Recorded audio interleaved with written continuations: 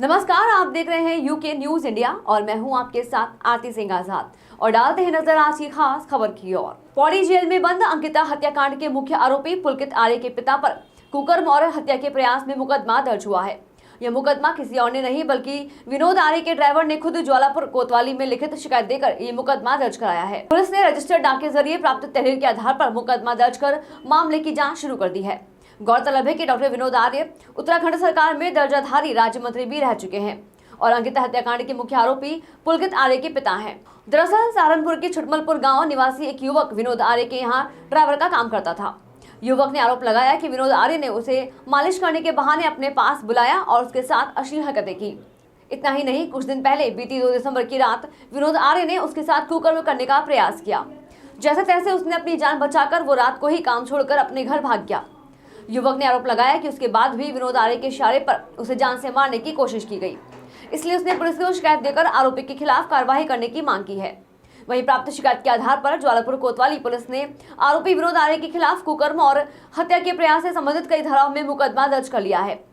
हरिद्वार के SP crime रेखा यादव ने बताया कि पीड़ित द्वारा तुरंत थाने न पहुंचकर रजिस्टर्ड डाक के जरिए प्रार्थना पत्र दिया गया था। इस मामले में ज्वालापुर कोतवाली पुलिस द्वारा आईपीसी की धारा 377, 307, 504 और 506 के तहत मुकदमा दर्ज कर लिया है। मामले की गंभीरता से जांच की जा रही है। जांच में जो भी तथ्य सामने आएंगे उसके अनुसार कार्रवाई की जाएगी। साथ ही उन्होंने ये भी बताया कि मामला बेहद संगीन है और जरूरत पड़ी तो आरोपी की गिरफ्तारी भी की जाएगी। मामला और कौन है? पूर्व मंत्री का। हाँ, एक व्यक्ति द्वारा शिकायत प्रकोष्ठ में रजिस्टर्ड डाक द्वारा एक प्रार्थना पत्र प्रेषित किया गया था। जब वह थाने पहुंचा तो उसमें पढ़ने के बाद पता चला कि उसमें संगीन धाराएं बन रही है और उन धाराओं के परिप्रेक्ष्य में अभियोग पंजीकृत कर लिया गया है। चूंकि प्रार्थना पत्र ज्वालापुर से रिलेटेड था और यह आर्यनगर स्थित स्वदेशी भवन के ऑनर के खिलाफ था और उसमें संगीन धाराएं थी जैसे कि 377, 307, 504, 506 आईपीसी अंतर्गत मुकदमा पंजीकृत कर लिया गया। विवेचना प्रचलित है। मैडम, किस तरह के आरोप लगाए हैं और कब की घटना है? मतलब कब? घटना लगभग 2 दिसंबर के आसपास की बताई जा रही है। वादी द्वारा तुरंत थाने पहुंचकर तहरीर न देकर द्वारा डाक प्रार्थना पत्र दिया गया था। उसी के परिप्रेक्ष्य में मुकदमा पंजीकृत कर विवेचना प्रचलित। अब क्या कार्रवाई की जा रही है?